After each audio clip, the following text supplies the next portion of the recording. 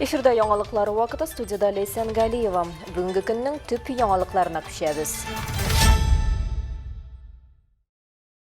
Быйылгы кыш қорлы булды. Кор киртләре башка еллар белән чагыштырганда күпкә биегрәк. Шуның аркасында язгы ташу киеренке сценарий буенча узарга мөмкин. Истәвенә соңгы атна плюс температурасы белән сыйндырды. Шәһәрдә инде бөтен җирдән инешләр ага һәм синоптиклар фаразына караганда кор бу атнада да актив риячәк. Быел су басу белән вазгыять нинди икәнен Алсу Нуриева ачыклады.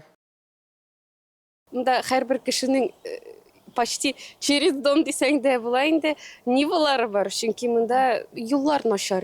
Шул нива белән генә чыгар була иде машинаны. Хәзер инде Гөлшат Хайбрахмановның өе биегрәк җир кишәрлегендә урнашкан. Шуңа ул үз территориясе өчен борчылмый. М4 микрорайонында грунт сулары югары ди. Яшәүчеләр баштан ук подвал һәм боз булыр дип исәп тотмаганнар. Кор суыннан һәр елдагыча күлләүкләр булыр дип көтәләр. Әмма узган ел юлга вакташ салганга бу проблема җиңелрәк үтәчәк дип шатланалар. таш салгач,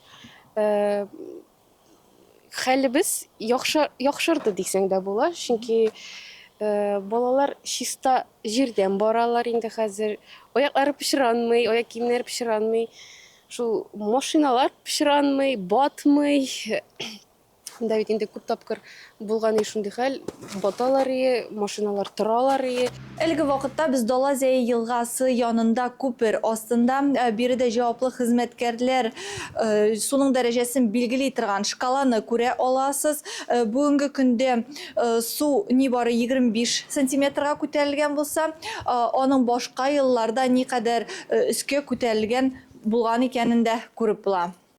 2012 елда су басу зонасына 202 йорт эләгән. Ул вакытта коткаручылар суның максималь дәрәҗәсен 340 сантиметрда терки. Температура тәүлек эчендә диярлек -20дән +20гә кадәр үзгәрү кешеләргә каршы уйный. Язгы ташының булу-булмавы күп төрле факторлардан тора. Һәм аларның берсе температура. Әгәр температура көндез дә төнлә дә плюс торса, кар тиз җебеп, су басу вазгыяте туарга мөмкин. Шулай ук мөһим факторлар кар катламының биеклеге һәм җирнең туңу тирәнлеге. Язгы су ташу сезонында Әлмәт гадәттән тыш хәлләр министрлыгының хезмәткәрләре даими рәвештә Долазия елгасында су дәрәҗәсен күзәтә. Контроль көнгә бер тапкыр башкарыла. Белгечләр сүзләренчә, әлегә куркыныч юк. Паводок пока развивается в нормальном ритме. Су басу әлегә нормаль ритмда үтә. Проблемалы сораулар тумый. Яхшыга өметләнәбез инде. Вазгыять алга таба да яхшы булсын өчен барыннан да элек бүген үк әзерлек чаралары үткәрә башларга кирәк. Ждали лучших результатов, прежде всего надо подготовительные мероприятия превентивного характера работу провести. Инде бүген үк кешеләргә кар суларын үткәрүне тәэмин итү өчен су агызу каналларын ачу мөһим ди белгечләр. Киеренке вазгыять килеп чыккан очракта коткаручылар су басарга мөмкин территорияләрдә яшәүчеләргә хәбәр итәчәк. Алсу Нуриева, Алия Муратова, яңалыклар вакыты, Луч Әлмәт телекомпаниясе. Моннан тыш балалар, яшүсмерләр һәм кышкы балык тотуны яратучылар белән кисәтү эшләре алып барыла. Аларны кар һәм боз өрегән чорда сулыкларга керү куркыныч булу турында кисәтәләр. Язгы чорда боз өри башлый һәм ныклыгын югалта. Төнге салкында ул әле зур булмаган йөкләнешкә түзәргә мөмкин, әмма көндез җылына, шуңа да елга эсләрен каплаган боз шактый калын күренсә дә өргән сулар аркасында кеше авырлыгын күтәрә алмый. Гадәттән тыш хәл була калганда үзегезне тыныч тотыгыз һәм 112 телефоны аша бердәм дежур диспетчерлык хезмәтенә шалтыратыгыз. Башка темаларга. Әлмәт шәһәренең Үзәк мәчетендә төрле һөнәр кешеләре өчен авыз ачу мәҗлесләре дәвам итә. Безнең иҗат төркемебез мөгаллимнәр ифтарында булып кайтты. Сүз Энҗе Хәсән Шынага.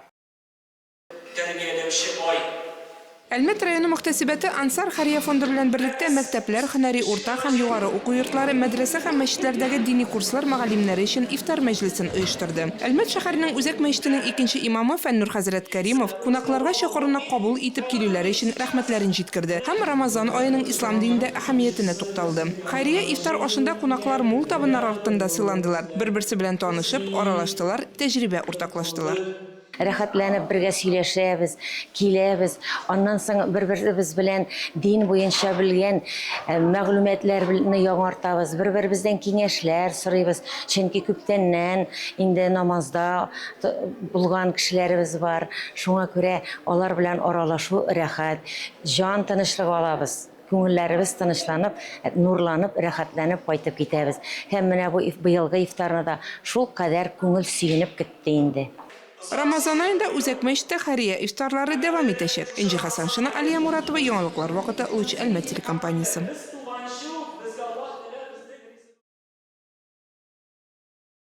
Яшьләрне патриот итеп тәрбияләү заман таләбе. Әлмәтнең балалар һәм яшүсмерләр иҗаты үзәгендә бу максат белән зур бәйрәм оештырылды. Бирдә без бу хәтергә тугры дигән хәрби патриотик җыр фестивале узды. Сәхнәдә иң кечкенәләрдән алып укытучыларга кадәр. Балалар һәм яшүсмерләр иҗат үзәге мәйданчыгы бу юлы өчен батырлык дәресенә әверелде. Чөнки биредә сугыш һәм тынычлык турында балалар күзлеге аша сөйлиләр.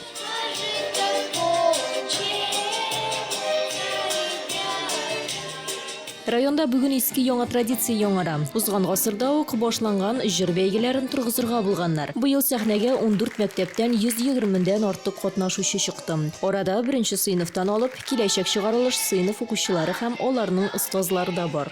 Вообще, эта традиция проводить такой фестиваль. Бу фестивальне үткәрү традициясе мәктәп укучылары сарай заманыннан ук килә. Ул вакытта да мәктәпләр үзенең вокаль ансамбльләрен, хор коллективларын күрсәтә иде. Без былтыр бу инициативаны яңартырга булдык һәм менә шушы матур фестивальне яңадан торгыздык. Возобновили этот прекрасный фестиваль.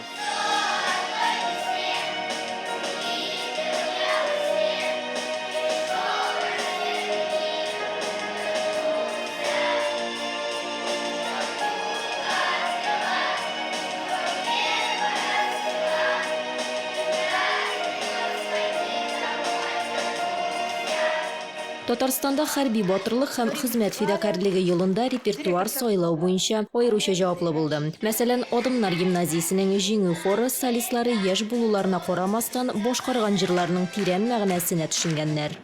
Мы готовили песню, которая называется Без «О той весне» дигән җырны әзерләдек. Бу бик җитди патриотик җыр. Икенче сыйныф өчен ул бик авыр, хәтта катлаулы дип әйтергә дә була. этой песни.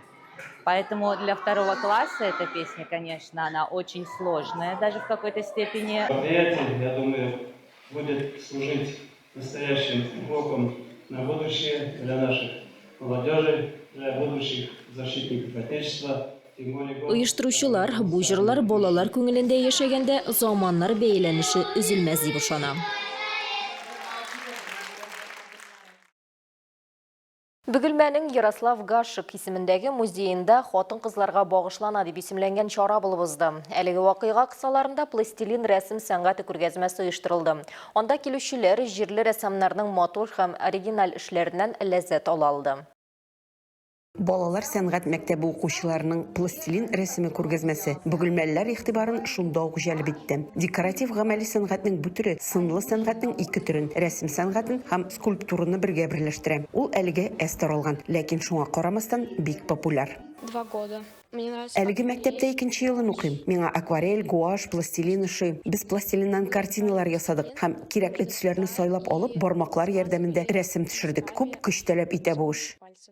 Язгы бәйрәмгә тагын бер бүләк. Балалар сәнгать мәктәбе укытучысы Тамара Малыхина «Весеннее настроение» мини күргәзмәсен ачты. Анда скрапбукинг техникасындагы эшләр, нәфис открыткалар һәм конвертлар, ачык һәм кызыклы фотоальбомнар, фоторамкалар тәкъдим ителгән.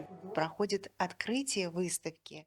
Балалар эшләре күргәзмәсе Бөгелмәнең барлык хатын-кызларына балалар сәнгать мәктәбенең искиткеч бүләге. Без монда картиналар гына тәкъдим итмибез, мастер-класслар да оештырдык. Чара финалында теләге булган һәркем скрапбукинг техникасы буенча мастер-класста катнашты. Бу музейга килүчеләргә үзләренең иҗади сәләтләрен күрсәтү, тәҗрибә уртаклашу һәм фикердәшләр белән бергә күңелле вакыт уздыру өчен менә дигән мөмкинлек булды. Март ахырына кадәр хатын-кызлар әлеге күргәзмәне бушка кереп карый ала. Айсылу Миннибаева, Яхин яңалыклар вакыты, Луч Әлмәт телекомпаниясе.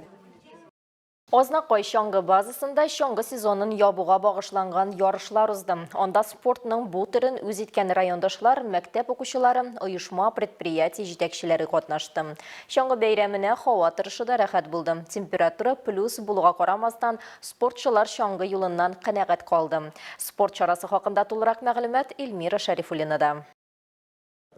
Ознакайда шаңғы спортын яраталар. Сезон вакытында шаңгычылар район күләмендә, республика күләмендә ярышларда катнашып призлы урыннар яулыйлар. Җитәкчеләр белдерүенчә, агымдагы елда муниципаль команда республикада 2нче урынны яулаган. Авыл яшьләре спартакиадасыннан район командасы 3нче урын белән кайткан. Шаңгы спорты белән бәйле чаралар районда да тукталып тормый. Иң олы ярыш безнең глава исемендәге кубокка, буенда 8 этаптан тора торган ярышлар. Без аның иртәгә соңгы этапын үткәрәбез һәм инде итокларын ясыйбыз. Җиңүчеләрне котлаячакбыз. Булай үзебезнең традицион ярышларда үткәрәбез. Инде ул Лыжня Россия, Лыжня Татарстаны дигән ярышларыбыз булды бит инде. Ачылу, ябылу сезоннары һәм инде менә практически атна саен безнең шушы лыжа базасында ярышлар үтә. Спортсменнарыбызны күрәбез, күп кенә катнашалар, яраталар шаңгы спортын. Әлеге ярышларга шулай ук өлкәннәр дә, балалар да бик теләп килгән, җанатарлар да актив.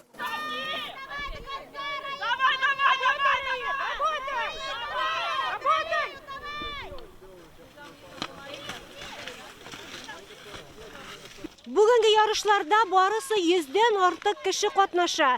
Аларның 50се мәктәп укучылары. Шаңгычылар өчен яшь үзенчәлекләренә карап, 10ннан артык тапкыр старт биреләчәк. Ильяна Гайсина шәһәрнең 6нчы мәктәбе укучысы. Ул 2нче старт сызыгыннан кузгалып, финишка 1нче булып килде.